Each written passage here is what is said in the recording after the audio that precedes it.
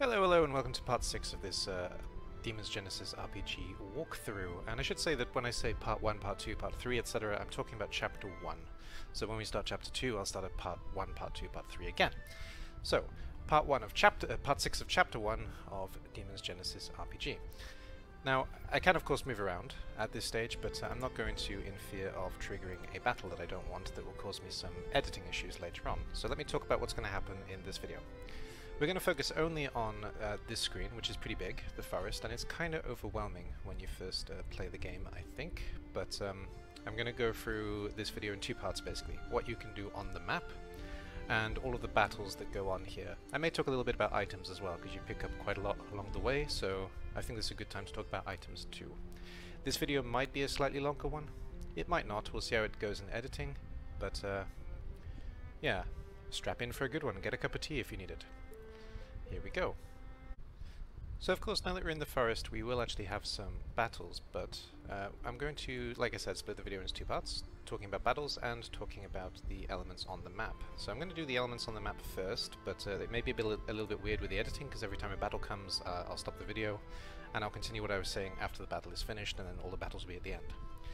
So when you're walking around, you can interact with quite a few things on the map. So the first interaction point is actually this tree, just to let you know basically as a player that you can interact with things.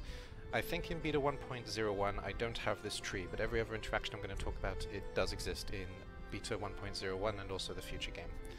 Because I'm recording these videos on the updated version now, because hopefully I get rid of mistakes that way. Or sometimes I get rid of them when I'm doing the video. So the tree gives you a kind of nothing interaction where, you know, it just lets you know that you can interact with things. Other interactions actually give you items. So if you click on this rock, you get a pair of gauntlets. And if we go a bit further down, we'll come to... I hope there's no battle here. No, we're good. Whenever you interact with one of these small green trees, generally speaking, someone will say that you can't go this way. That's basically all they'll say. The other thing you can consistently interact with on this map are these fallen trees. So Yoko will actually give you a description here of what happens when you interact with a fallen tree. Our scouts often leave items behind in fallen trees, and you'll find a basic meal. Some fallen trees will give you items, and some fallen trees will give you a battle with buzzards. And to be honest, by the time you get to the end of the map, the buzzards will be really easy to kill, so it's worth getting it just for the experience farm. The items are fairly basic that you get from these trees, but every fallen tree will give you an item. And if you're walking down what looks like a dead end, you'll probably get to a fallen tree and a small bush. I think I'll do a showcase of all of the fallen trees here. I'm thinking about randomizing it, but at the moment it's not random, so you can see exactly what you get with each fallen tree, and it's different whether you're playing as Samael or whether you're playing as without Samael. This plant will also give you an item. You'll pick up a decent meal here, which is like the high potion in other games. So the second fallen tree you'll see is the one that you first see when you first enter the map, though you can't get there straight away. And this actually doesn't have the normal setup, you just get a surgery kit from here. And a surgery kit is an item that you use to bring knocked out characters back to life. They do actually come back to life after a certain number of steps if you don't have a surgery kit, but if you do have a surgery kit you can do it immediately. So let's see what happens when we interact with this fallen tree. With this fallen tree you will get items. You'll get water and a decent meal, which is a pretty good haul to be honest. So let's see what we get in this fallen tree. Water and decent meal. There's going to be three trees where you get water and decent meal, though there are going to be different things in different trees of course. I think this is a pretty easy one to miss, but there is actually an item in this pile of wood as well. You can pick up bandages, which help you heal from bleed if you're suffering from that status ailment. And we'll go down to this fallen tree as well when we're here. Again, we get water and decent meal. You'll notice that every time after you've gone through the interaction, a different character will admonish or celebrate Yoka's decision based on whether it's a battle or whether it's an item. And if you have Samael in your party, he will do 2 interactions, and if you don't have Samael in your party, it will always be one of the 3 angels. So let's see what we get at this fallen tree. Oh dear, we disturb our first nest of buzzards. And when you disturb a nest of buzzards, Ibn Angel Gaban, Angel Sylvia, or Samael will actually reprimand Yorka. Which is unfortunate, because, you know, Yorka's doing a really good job in the forest. So this particular fallen tree is different based on your party.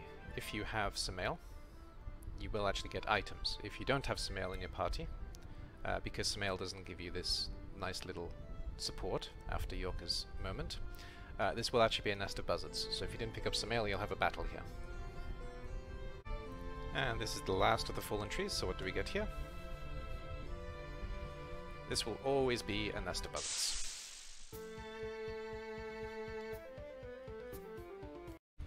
There is one path that literally leads to a dead end and you get nothing at the end of it, which is this one here.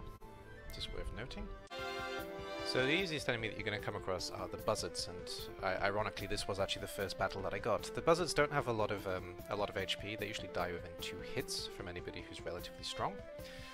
And they do have quite a few disgusting status elements that they inflict though.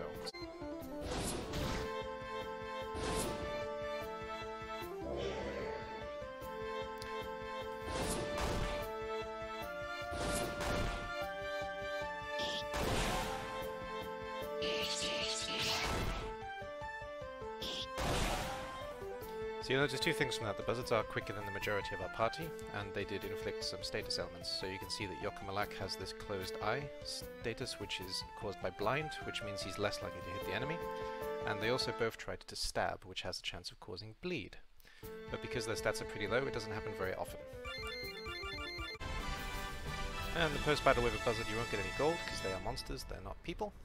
And you're most likely to pick up water, though they also carry bandages and vegetables as rarer drops. Let's talk about these items very quickly. Water gives you all of your stats back, basically, for a little bit of all of your stats back. Bandages cure you of bleed, and I believe the vegetables actually cure you of the majority of status elements. It's like a remedy in many games. Finally, I found a giant rat. I was worried I wasn't going to find one in this playthrough. I'm already an incredibly high level at this point, and it's going to be very easy to kill, but these animals are very quick, and they mostly do physical damage, so it's going to go down really quickly, but they hit harder when you're at lower level. And you can meet 1, 2, or I think 3 of them in the forest together, but I've met 1 this time. They have very high evasion as well, as you saw Yorka just missed. He's probably dead. Yeah. So you see that I'm doing about 100 damage at this point, but when you're early on and you're doing 30 or 40, you know, you're going to go through 2 or 3 rounds and he's going to take a little bit of health off you. And water, vegetables, and onions. Sometimes you'll come across a single Jinn as an enemy, and this one is bearable. It's going to be much easier than it normally is with this party, because I'm already at a very high level when I came across this battle. This is one of the slightly more difficult battles, the double Jinn. There is actually a triple Jinn and a single Jinn as well. Hopefully I've been able to showcase both of them, but the double Jinn, especially early on, which I am now, is a slightly difficult fight. So it is important to make sure that you take them seriously and don't let them hit you too hard.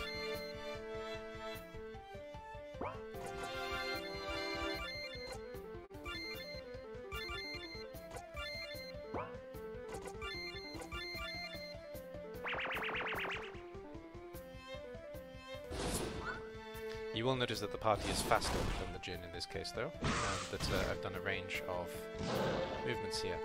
So the Jinn taunts, and also Gaban is going to taunt on my turn too.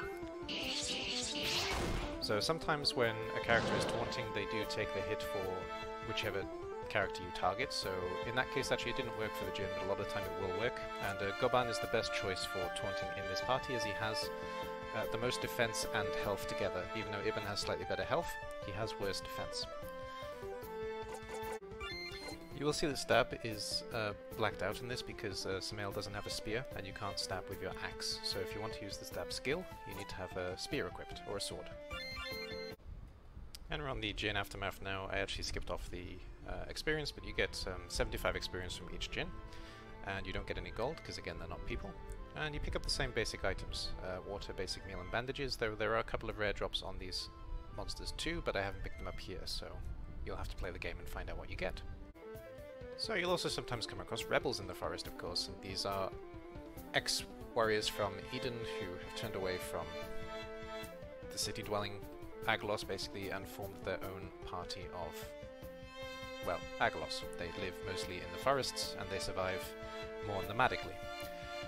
The single ranger is a pretty easy fight, but when you get a group of them, it's kind of like the three-way Jin. It can be a little bit taxing, though this one is pretty straightforward, so we don't need to worry too much about how we handle this. And also, I'm already pretty high level by the time I came to this battle, so she's going to go down pretty quickly, probably quicker than she should, if you meet her early.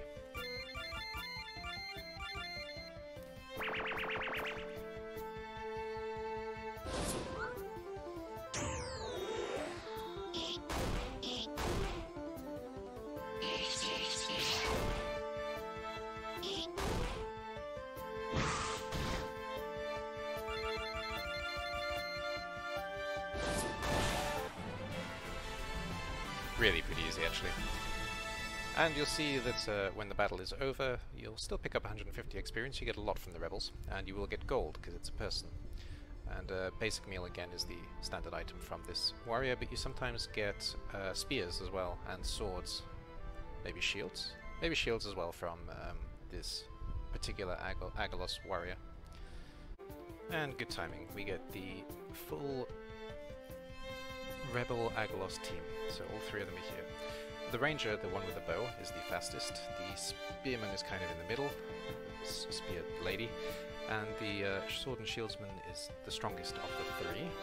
So you need to kind of prepare yourself, and my Sylvia is actually quite a low level here, so she might get hurt during this fight, but we'll see what we do.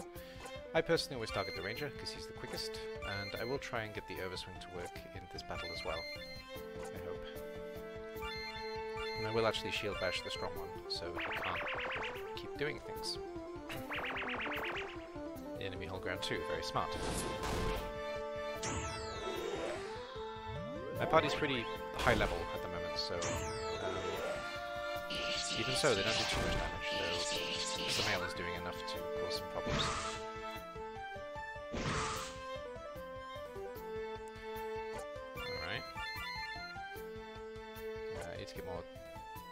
I need to get more power points on Samael, so we'll do that this turn. And I also need to heal, because I'm struggling a bit with health. So let's use a whole ground just so Samael gets his power points up. No, we'll put a stab in actually, so we can put that as well, and we'll stab the bandit to cause a bleed. And a bleed, if it's successful, every turn you will lose 10% of your health. So there are two good reasons to stab somebody. One, because it's an effective tactic in general, and two, you can see how much the enemy's max HP is worth, because it will take 10% each time. So you can see that the Rebel Spearwoman has 300 HP. Not left, but total, because it takes from the total HP, not the remaining HP. Let's stick another heal in. And let's try an Overswing again. I'm not expecting the Overswing to work necessarily, but we'll keep trying it. We'll try it on the Armored Bandit. It really isn't so common that it does work, so don't expect it to work necessarily. To be fair, he's already lost a lot of health. Even if I just hit him normally, I might kill him at this stage. No, still not working. Alright, well I'll finish this off and I'll come back at the end of the screen. At the end of the battle. When you defeat the triple rebels, you will get a lot of experience, as you can see, got 520, and you will get quite a lot of gold, 100. And you get lots of items. So we actually picked up some weapons this time. We got a buckler, bow, and longsword, and a helmet. Okay, that was a really good. We got some rare drops there, basically. You'll also notice that when characters level up, they do learn new attacks. So Ibnhard learns double attack at level 3, as you can see. Yoka learns dual attack at level 3, though you need a sword equipped to use it. Samael learns stab at level 3, and you can see as well that Goban learns double attack at level 3 too. Sylvia will learn recover at level 4. When Ibn reaches level 5, I'm going to be a really high level by the time I finish this video. When Ibn reaches level 5, he will learn blind. Yoka will learn heal at level 5, and Smail won't learn anything at level 5. And Goban will learn shield bash at level 5. At level 5, Sylvia will learn double attack. Ibn gets nothing when he reaches level 6. Yoka gets nothing. Samael does learn Overswing at level 6 though. And Goban will learn Stab at level 6. Ibnhart will learn Stab at level 7. This group of buzzards actually caused me some minor issues, where I have 2 of my stronger characters blinded, and that means they're less likely to hit, so we can actually use Recover finally to get rid of these things. So we'll do it on Ibn, and we'll do it on Samael as well.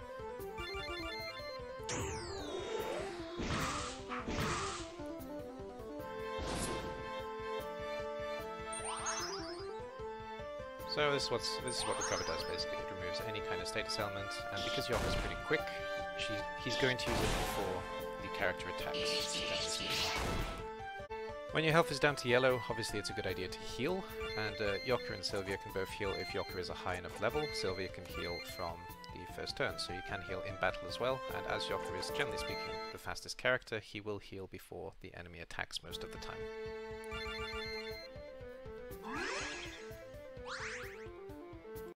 This seems as good a time as any to mention that when you're a little bit low on health, you can use your skill screen, go down to Sylvia or Yokka if she's already learnt it, passive skill, and heal up your party.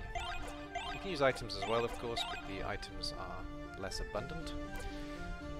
Sylvia only has 124 DP though, so she may need to drink water at some point to get her DP back up. Same with Yokka, you can give them water to keep using heal. The water is usually worth less than the basics meals and the decent meals, so it is worth using that.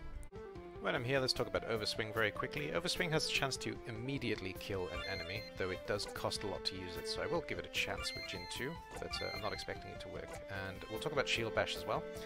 When you hit with Shield Bash, it means that there's a chance that your enemy won't attack next turn if the Confuse is successful when applied.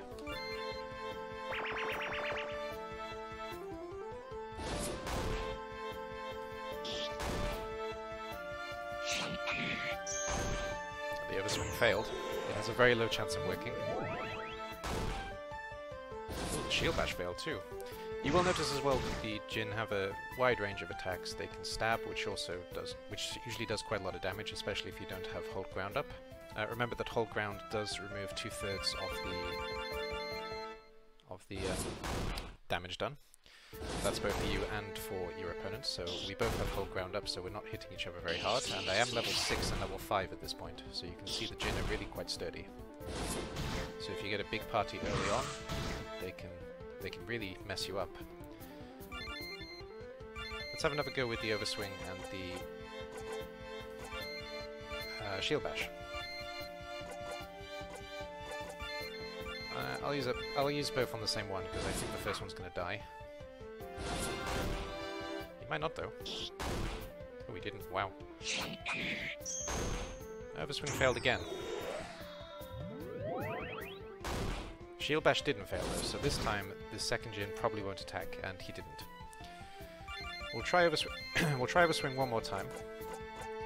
Oops. But we can't yet. We don't have any power points. If Overswing doesn't work, you don't actually pick up any power points, so forget about that. Right then, last thing before we move on to the story elements here, I did say I'll go through the items, so let's go through them very quickly. So we've picked up everything, I think, actually. We haven't picked up carrots. Okay, there's no carrots in my inventory, so carrots help you recover from blind, basically. Oops. Oh, Newt. Sorry, the cat just closed the... he pressed backspace. So, what do items do? Water actually gives you a little bit of HP, DP, and power points, so it increases all 3, but only a little bit. Decent meal gives you a fairly solid HP recovery. Basic meal gives you a very small health recovery. Surgery kit brings back somebody who is wounded. Vegetables basically work like a remedy. They remove any status element that you have. Onions increase your defensive points and power points, but don't do anything to HP. And bandages cure you from bleed. So that's what each item does, and the only thing missing, like I said, is carrots, which help you with blind. So when you get to this square on the map, you've got to start thinking a little bit. So even though the battle is not going to be just yet, I'm going to talk a little bit about the battles. So I'm going to make sure that everybody is full strength, basically. So we're going to give Sylvia some DP again, so she can do some healing. And then we're going to actually use her skill. Heal. to make everybody full health. You can use Yoka for healing as well if he's a high enough level. So when you're ready and all healed up, you can touch on this square, where the story will continue, where they'll say there are so many of them. And basically they'll talk about everything that's happened up until this point in the forest and what they expect going forward. Sylvia will scout ahead at this point and she will leave your party. So if you want to get your characters all leveled up, make sure that you finish the training before you get to this point and you touch on this square. If we go a bit forward, there'll be a short conversation where Yoka's just going with them and everyone kind of makes fun of Yoka a little bit. And then Sylvia comes back here and she gives you the information about the party up ahead. And the choice here basically will make the difference between whether you have a boss battle or whether you don't. If you simply make your decision yourself and you say split the troops, this will actually end the interaction here. And the party will go forward all together and you'll get to the final scene.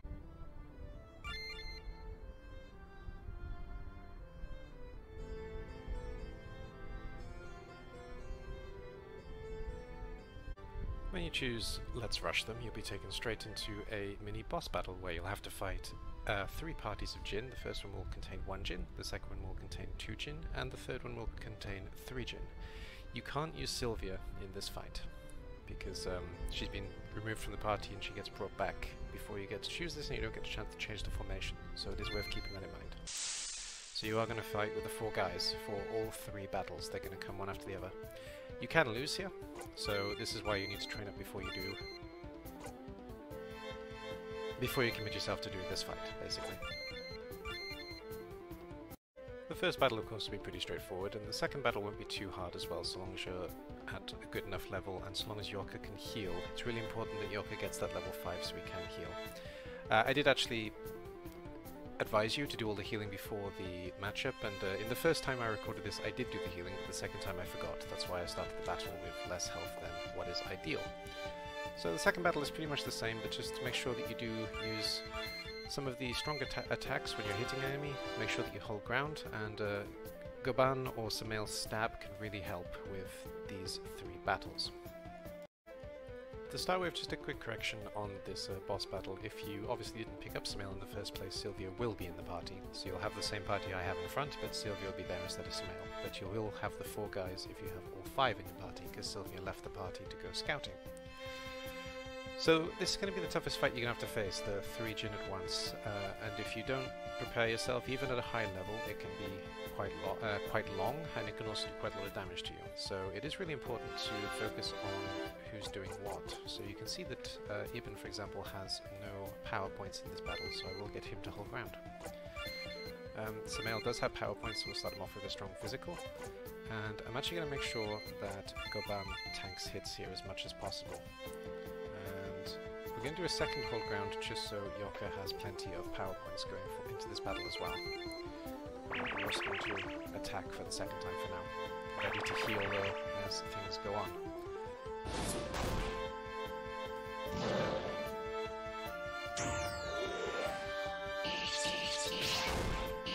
Critical hit.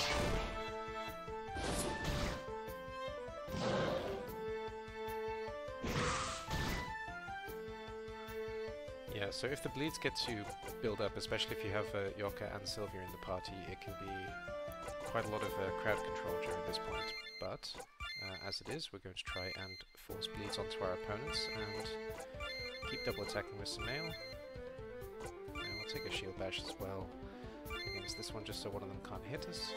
And we'll of course get rid of that bleed from Yoka, and we'll also heal with Yoka here, just to keep us in the battle.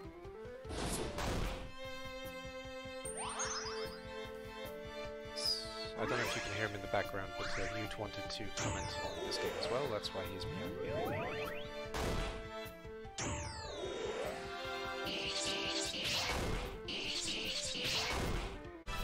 If you get the bleeds on all the Jinn, as long as you keep healing with Yoka and Sylvia, you will see the 3 Jinn fall to your party, and you'll get quite a lot of experience from that, 225. And Goban will reprimand you if you do choose the charge option. And that'll that'll be it for this section. And if you choose the third option, which basically is to not make an option, Goban will take control. And he will split the forces for you. This looks like it's the same as the first choice, but it's not, because when you make the choice, you get to plan it out basically, and you know, there's no charging involved. But when Goban takes control, he fractures the party. And the first battle with this option is actually really hard, because it's 2-on-2. Goban and Sylvia, who I didn't heal, so it's going to be very hard, take on 2 Jin. And the basic way that it works is that Sylvia has to keep the healing up, and Goban has to do enough damage on his own. And it can be a long and taxing battle. But we'll go through at least part of it together here.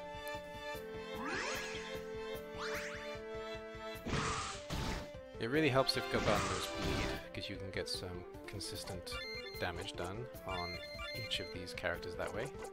And it does help if Sylvia has a lot of DP, which I didn't replenish before the battle, so I'll do that now with water. So we've got 1 bleed on the Jin, so he'll keep using 40 HP every turn that it comes back to him, so that's good. And we'll try and do the same to the second Jin. And I think I'll take a risk and have an attack from Sylvia as well here. I probably should have held ground though. They both hit. Oh yeah, I should have held ground, because they hit pretty hard when the whole ground is down. I need Goban to keep doing damage, so Sylvia's going to hold ground, and I'm going to risk being wrong here. My Goban is level 7 and my Sylvia is level 5 here, so if they are weaker, it's going to be much more difficult, of course. Level 5 is the absolute minimum that you can come into this battle realistically. They both still have bleed up, so I'll keep going with that, and we will put a heal in now on Sylvia. You can taunt with Goban. The only issue with that is that it doesn't always work, and if you lose Goban, it's going to be a really big problem actually, because Goban is, of course, your damage dealer. And one of the bleeds are down, so let's re-establish it.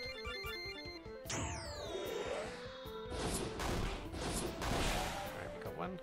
That was a waste of a stab as a result, but it will at least refresh this stab that's on this Jin. And when it does less than 40, like it just did, you saw it took 23, it means that basically the Jin is going to die in 1 hit. So it currently has 17 HP left, so we can just do attacks and hit.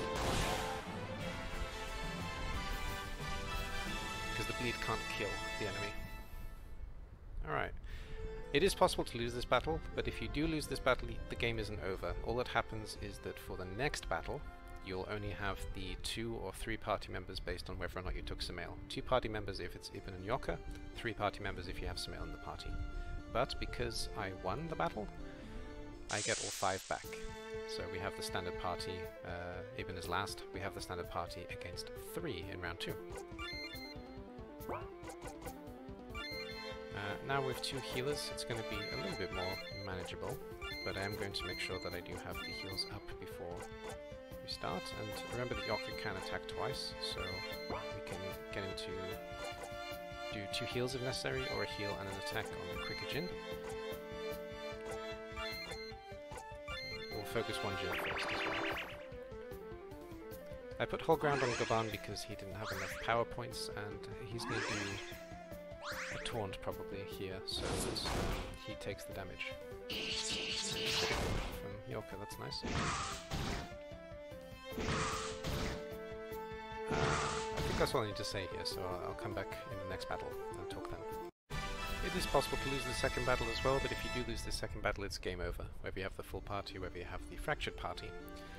And you will get a lot of experience from the 3 Jin again, and lots of items. And it is worth keeping in mind that there's no pause between each fight, so you need to take stock of your party whenever the new fight starts, and there are, I believe, 4 fights in this particular choice. And the story will tell you that characters are being injured.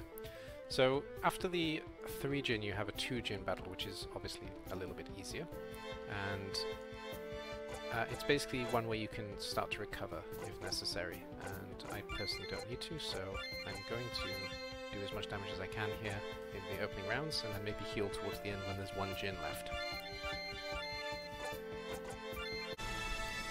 So we're now at the end of the third battle, and I picked up a surgery kit there, which is really good. That's a rare drop. There's only 3 battles actually, this is my mind. So, when that's all over, Ibn will talk about splitting up the party once more and going ahead so Gaban and Sylvia can look after the wounded. And Yoko will be a little bit worried about this, but there's no more battles here, so that's actually the end of this round. And furthermore, it's actually the end of this chapter. So, I'll leave us here. I think I've covered everything that I needed to cover, but this has been a bit of a fractured video as well, funnily enough, where I've had to make things individually and then I'll put it all together in editing. So there may be a few points where I jump in as editor, but I think I covered everything I need to. If I have missed anything, if you have any further questions, or if you have anything to say or to add to this video, by all means let me know in the comments below. Otherwise, I thank you very much for watching, and I will see you in the next one. Goodbye for now.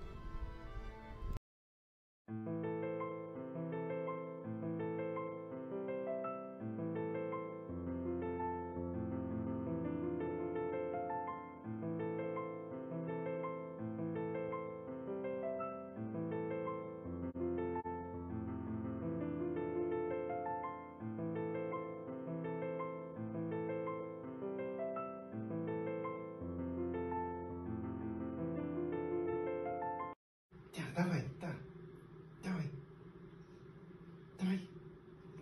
Молодец.